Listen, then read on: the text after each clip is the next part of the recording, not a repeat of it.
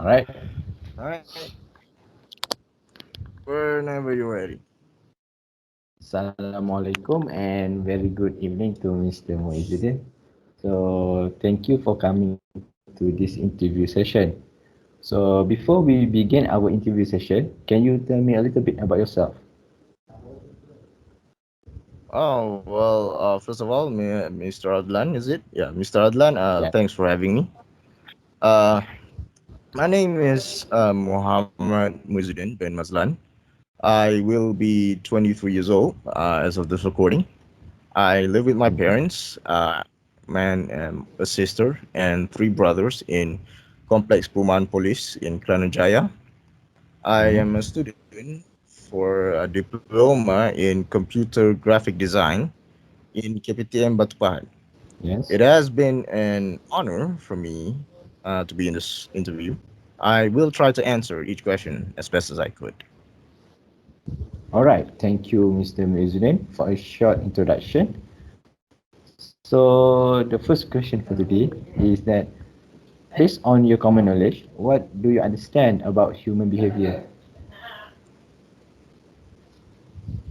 Well, human behavior.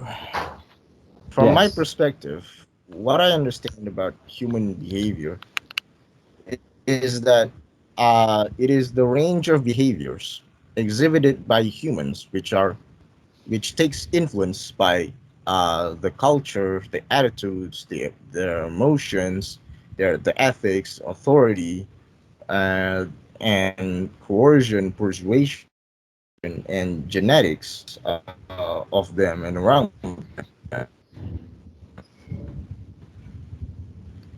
So this behavior is experienced throughout individuals' entire lifetime, by certain traits which each individual has. This trait vary from person to person and can produce different actions or behavior from each person. Social norms also gives off impact onto behavior. Humans are expected to follow certain rules within the society they are in, which conditions the way people, which conditions the way they and the people around them behave. There are certain behaviors that are acceptable or unacceptable. In different societies and cultures, core faith can be perceived through the religion and philosophy of that individual. It shapes the way a person thinks, and this results in different human behaviors. To understand the behavior of a person, we have to understand what something happens to them. Thank you for for a big explanation about on human behavior.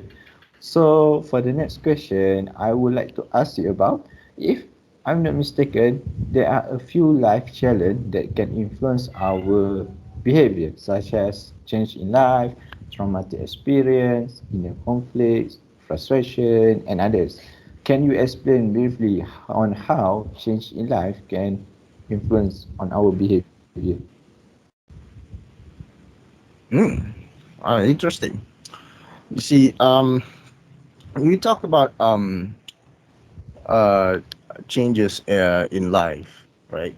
Basically, we are referring to how such extreme changes into their surroundings help uh, change a person's outlook, so to say. I would like to give you this analogy of living as though you're building a house, right? You've been building it um, from this foundation that good and evil are separate and one can tell from the other.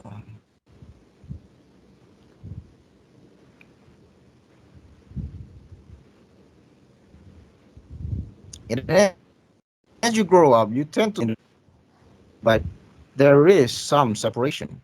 So from that foundation, right? You build a house, right? You build whatever things you have at that moment. All right, if there are bricks, you use bricks, and sometimes you can find a cinder block. You use a red brick instead, and then when you found out you don't have the materials to build a slanted roof, you build a flat roof instead. You know, that kind of thing is just on the job kind of training. You just build your house as you go, no planning, no nothing. All right, and then when you find out that that house you're building on top of a fault line, and then an earthquake happens, and from that earthquake, your house just collapses onto itself. So that is the quite the manifestation of um, basically you building your personality. You build your personality as you age. You've been building it ever since you were in kindergarten. All right, you just build it as you go. You have this doctrine. You have this outlook on life. You have this idea. You have your dreams. All right, that are influenced by your surroundings as you age. Right, and something has to be so great, and the change in their society happens to be too great that it shatters their entire outlook themselves. It shatters their entire personality. Their entire personality collapses because maybe it was defensible, maybe it didn't adapt. It really just gives you this eye opening where you have to rethink your entire personality. You have to rethink your entire outlook on life. You have to rethink your dreams, even. It the change happens to be too great. For example, when um, this belief that you always have, it turns out to be a lie in and of itself.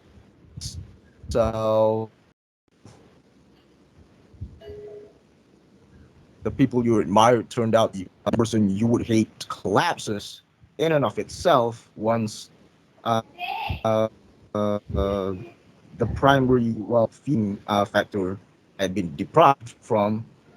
See, these things make you rethink your entire life. It makes you rethink everything. But but here's the silver lining. Because you have that experience, you already have that experience. You already know what works and what doesn't work. It is the equivalent of restarting a game once uh, the game crashes in and of itself and you haven't saved. You're forced to start again. It is a very bad experience. It is a very frustrating experience, sure, but it lets you rebuild your playthrough. It lets you rebuild your life. But but with an added bonus that you already have all the experience that you need, and from there you already know what works and what doesn't work. So as that house collapses in itself, you're given a chance to rebuild. You're given a chance to build a better house that can withstand the next earthquake when it comes. Or you can withstand, or you remember to save at every playthrough so it doesn't suck as much when the game crashes.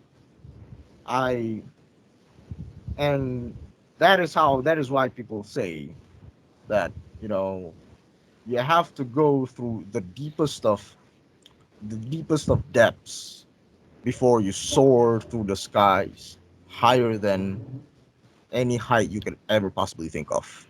I believe that's how it changes. That's how these traumatic experience have the power to change and rebuild a person, hopefully into the better. Thank you. Thank you very much. It's very good explanations. It means that you want to say you make it analogy from we building the house as our building our personality, right? So that's for the change in life. So how about PTSD, which stands for post traumatic disorder, which is one of the factor why how behavior can change unfortunately. Right. You see, imagine yourself, imagine yourself, right, living as an idealistic young man, as we may have been,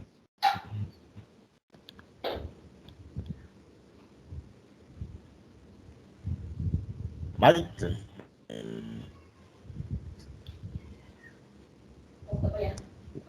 before. It's people, including you, have been living great lives, unparalleled anywhere in the world. You have been told these.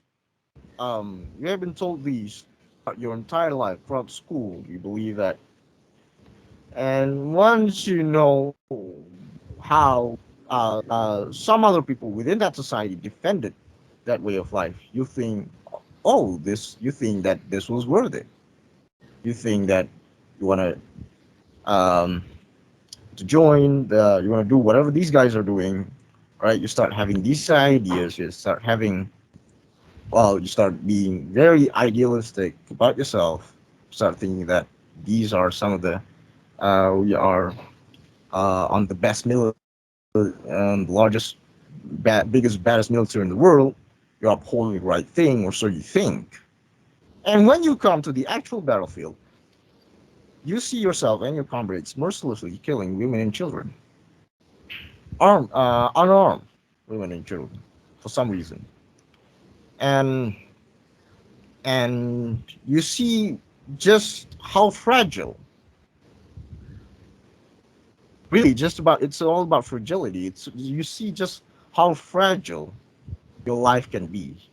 You thought you have this solid foundation, you thought you have this solid personality, you have thought you have this solid idea uh, that you can believe in. You thought you have to be so solid. You thought what you have was solid, unbreakable even. But when you find out that it needed only a little push for it all to crumble before your very own eyes, what do?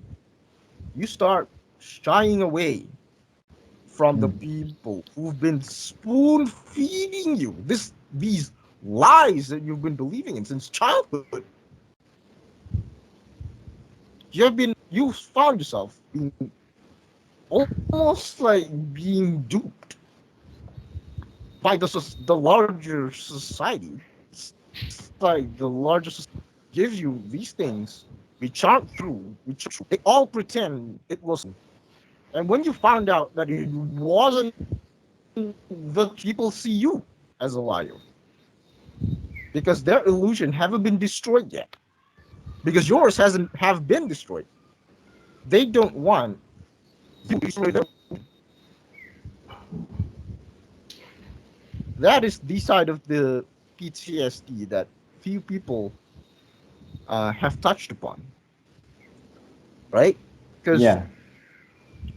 yeah, because and because in the very tragedy of it all,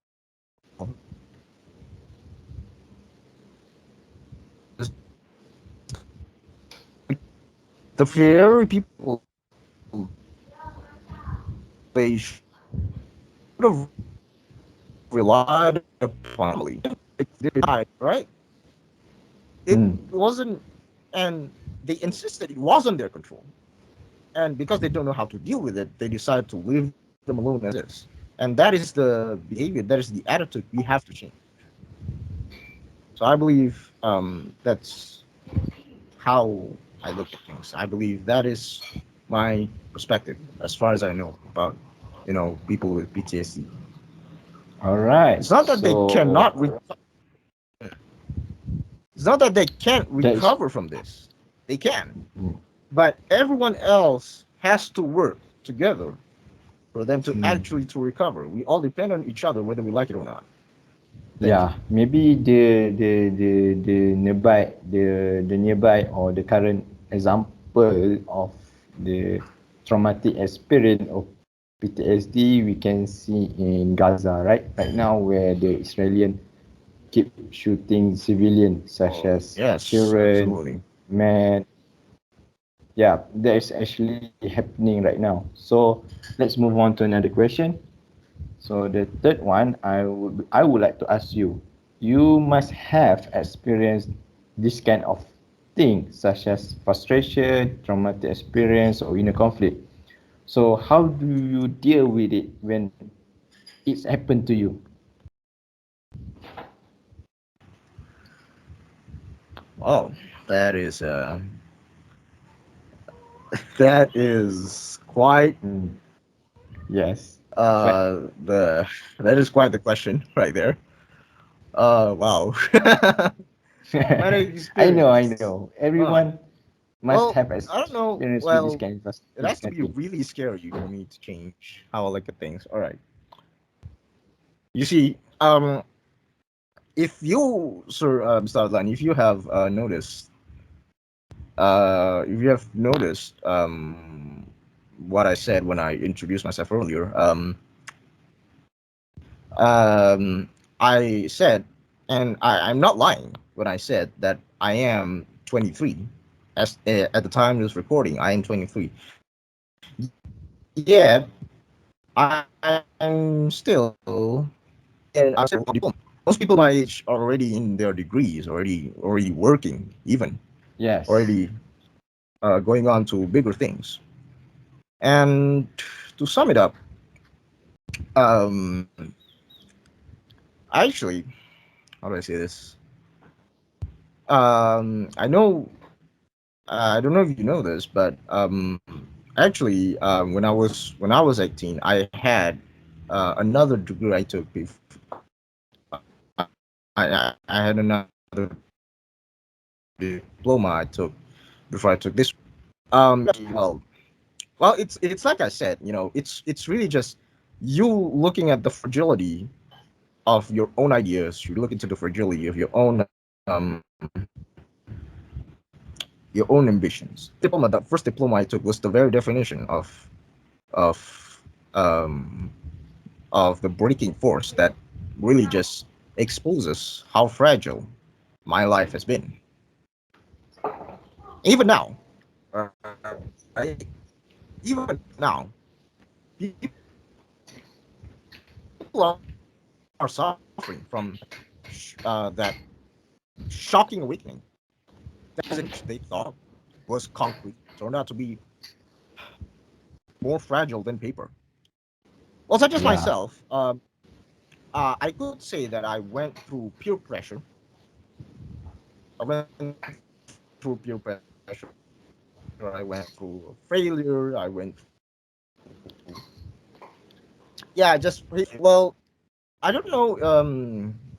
I To be honest, I don't really know if my answer was enough to address the situation because some of the things I didn't change anything, but I did get a bit more scared. Whenever my father approaches me, but I tend to get scared and kind of shy away, because it's a it just clicks into your mind that your mind kind of gets blacked out, and you start trying to retreat somewhere, right? And people keep sort Yeah. of like pressuring you into it, that I just let it pass and Move and on. just yeah, and move on. It's really how I Mm. do things. We But took there are it some things that as did that made me that did make me think, and I do still think um about how could I do to how could I do what could I do to not repeat the mistakes of the old, right? mm, yes. But really, it's just I believe the best way is just to rebuild and move on. Mm. However, rebuilding itself, that depends on us, and that's what makes it all the better and all the worse at the same time. And it also maybe Like, takes a few times, right? yeah, it Maybe takes a take few times to times to rebuild heal. all over again until you Yeah, find out. and You can find out what is right mm, until you find out what is wrong. yeah. So Thank you. I believe. thank you for your explanation in frustration. So let's move on to the next chapter in our interview. So in this topic, we will talk about the defense mechanisms that always have in human when they do something they did wrong or they did not do wrong. So let me give example.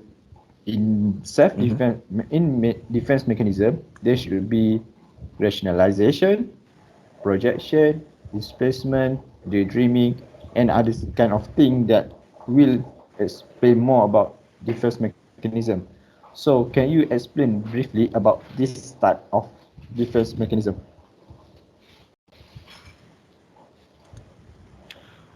Yes, surely, I guess. So I believe, in my opinion, I believe that defense mechanism is a mental device that are used, that are still in use, to make ourselves feel more comfortable and make our behavior seems more reasonable to ourselves and to others. We use rationalization, projection, displacement, and really daydreaming are among the common type of defense mechanisms. So,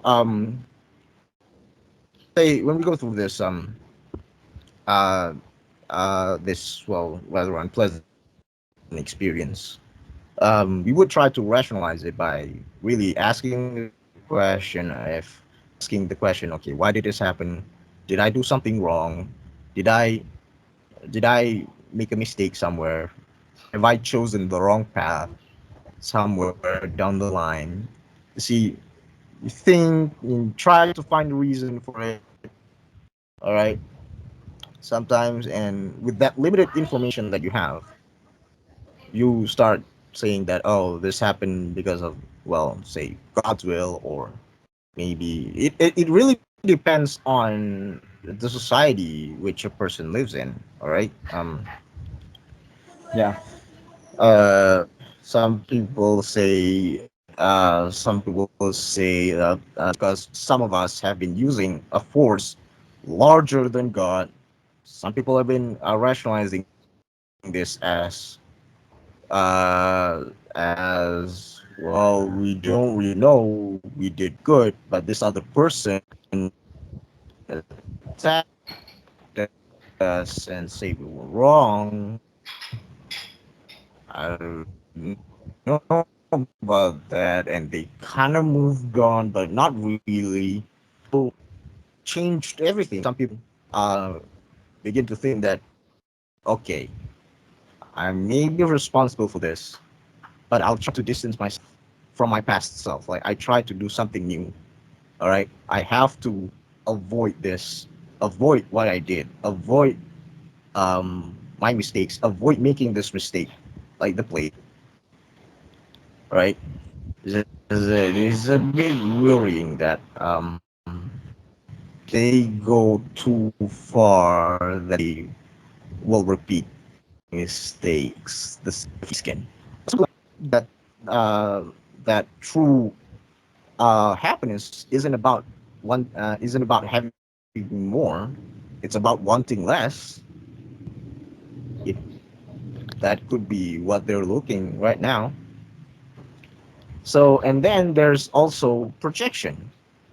So there's a this is a method that they which places blame for their own inadequacies on someone else or in circumstances. And there's a funny thing is that, because it not only it happens on too many people who refuse to change, right? Entire countries have been also doing this. When their plan goes wrong, when they first went through, while some of their friends went through rationalization, okay, this is just what happens, I simply have to move on. uh, Projection, what they do is that they place the blame on someone else. They place the blame. They tell other people, no, this is not how the game works. Y'all people are cheating, and they refuse to acknowledge that it ever happened in the first place. Or if they do, they always acknowledge it with a sense that it was someone else who was unjustifiably brought this onto them. So,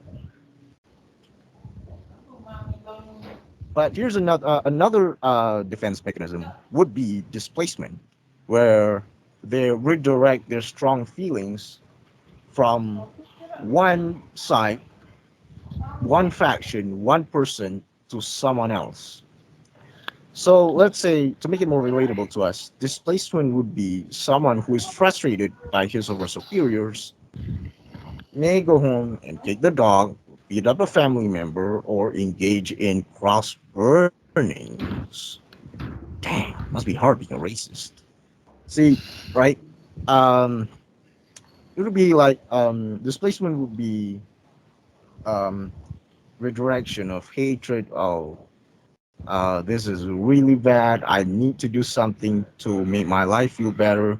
That's why people turn to turn to alcohol for these things. People turn to people turn to, well, the bottle or the drug. Hmm. These things because they're frustrated about life and they feel powerless, and they turn to something that simply makes them feel good. Or some people would daydream. It's a method that provides mental escape for a temporary period. Sometimes they just disassociate from their surroundings, and they they just think of themselves maybe in another place.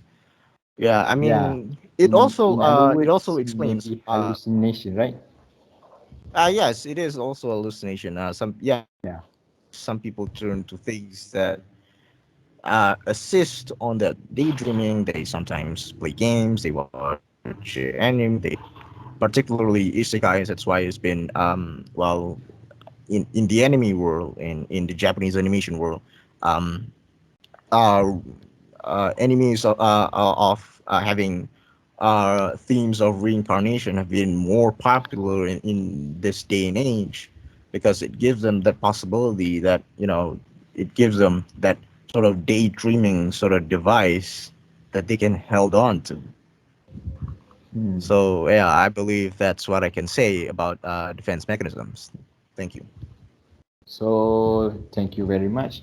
So in the as you mentioned earlier, there are gonna be rationalization, projection, displacement, and the dreaming, right? So the next question is why do we need this of type of thing in our life? Why we need this mechanism in our life? Can you explain briefly? Yes. Um, yes. Well, it does look like, all of these defense mechanisms, so to say, they don't look as well. They don't sound pleasant. They don't sound good. It feels like it's just different ways people do to, well, to not address the situation as some people would think of it. But really, we do need these defense mechanisms. It is to protect ourselves from anxiety, from guilt, from shame, which arise because we feel threatened, or because uh, ourselves, our idea, our ego becomes too uh, demanding. See, because and people just do this when they went through a traumatic experience because it works at an unconscious level and it helps to ward off rather unpleasant feelings about anxiety or shame to make good things feel better for the individual, right? So they are not bad. These defense mechanisms, they are natural and normal, right? Because it really is only bad when they get out of proportion, when they get out of when they got out of proportion, got out of hand. It it coalesces these defense mechanism, and it can dangerously coalesce into developing neurosis such as anxieties or phobias. It could develop into phobias, anxiety. It could develop into obsession or hysteria or uh, sometimes paranoid. You see these things, right? These are normal. When everyone go through this. It's not wrong. It is only wrong when you have it, you let it out of hand, and it could destroy yourself and your relationship, and that is not something I would Yeah, wish onto any person. Thank you. yeah. Thank you very much. It's a very good and very full of knowledge about how our defense mechanism works. Oh, you So flatter the me, Mr. last, Adlan. it's just a few questions, right? So the last question for today's session is that Muizuddin, can you describe how peer pressure actually can lead to change in life, especially for students? This peer pressure is the most common thing that happen when people like us is going into new surrounding actually, or university, or the first time they go into hostel, or maybe other things. This is very important because Oh it actually yes. can change our behavior if we do it not know how the correct way we to fix it. So can you explain briefly about it? Wow. Okay. Um. See. Uh. Social and cultural phenomenons have a rather powerful impact into changing our lives. See, a good way to see this is by looking at peer pressure. It is a good example on how social environments can change a person, and nowhere is this more clear than among students. Really, during our formative years, we start to try to disassociate ourselves from our parents and start to associate ourselves with the people around us, the people who with the people just the people within our age. Yeah, So it is akin to the idea of conformity. You cannot belong to us if you do not conform to us. That kind of idea. So it occurs when uh, a person feels as though they need to do the same things as people their own age or in the social group to be liked or accepted. Which is why we have this fear of missing out whenever we feel like we don't want to miss out on stuff. And that's why we chat with our friends all the time. That's why people hold on to their phones all the time. So it feeds on the things that frighten us. It's not all social skills. We want to have friends. We cannot be in a state of loneliness, and we need approval. from other people. You see, the fear of not having these things are enough to propel some people towards extreme, unsafe, and inappropriate response. They also students also give in to peer pressure because they don't want to be rejected by friends. They're scared of the idea. They feel like, we must be together or something. Uh, and because this is very much that quarter life crisis, people are talking about, is when people like ourselves, we just got out of, that adolescence, sort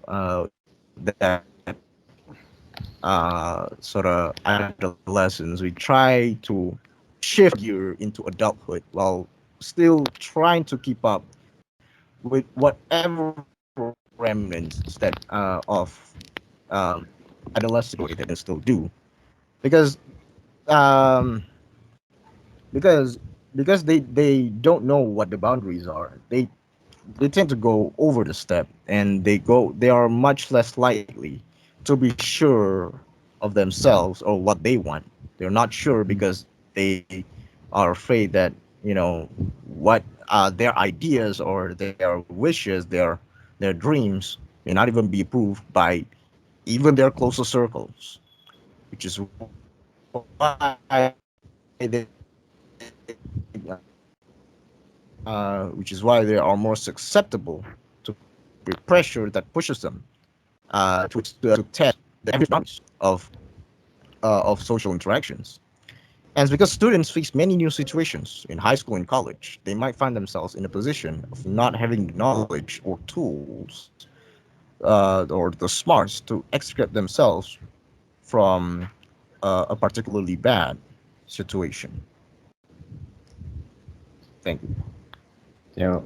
So it's very good point actually, because sometimes it quite happened to me too when we the first time we going to the university, right? Because we don't have, like, for me, I'm going to school that does not have um, hostel facility, which it will what do people say, it will affect when you put into a new environment, such as at university, because they provide the hostel facility for a few semester. So I think that's all for today. So the last but not least, I would like to thank you, Mr. Muizzuddin, because he glad to accept this invitation with us today. So, Ms. Din, any last word that you want to say before we end this interview session? Well, first of all, it was, an honor to be, in this interview talking about really serious, heavy stuff like this. And for the people who are still going through any particularly interesting, scarily interesting phase in their life, and still trying to uh, uh, find out the best way to wade through it, I would say think of it not as the think of it not as uh, the beginning of the end, but think of it as the end of the beginning, or the beginning part two, where you are given a chance to rebuild something once you find out how wrong it is, once you find out how um, ineffective it is. You're given a chance with a clean slate. You're given a chance with a brand new plane that you can work on, but with, hopefully, with the experience and lesson you have learned. And it is also important to know, um, it's also important to know and detract uh, anyone from So it's also what I'm saying is it's important to differentiate between words of encouragement and words of criticism. All right, if they willingly step out of your life, let them be. But all you need to start with is yourself. But as you build and as you progress, you will need other people and make them realize that they need you too. Thank you. Thank you very much. So let's stop from here.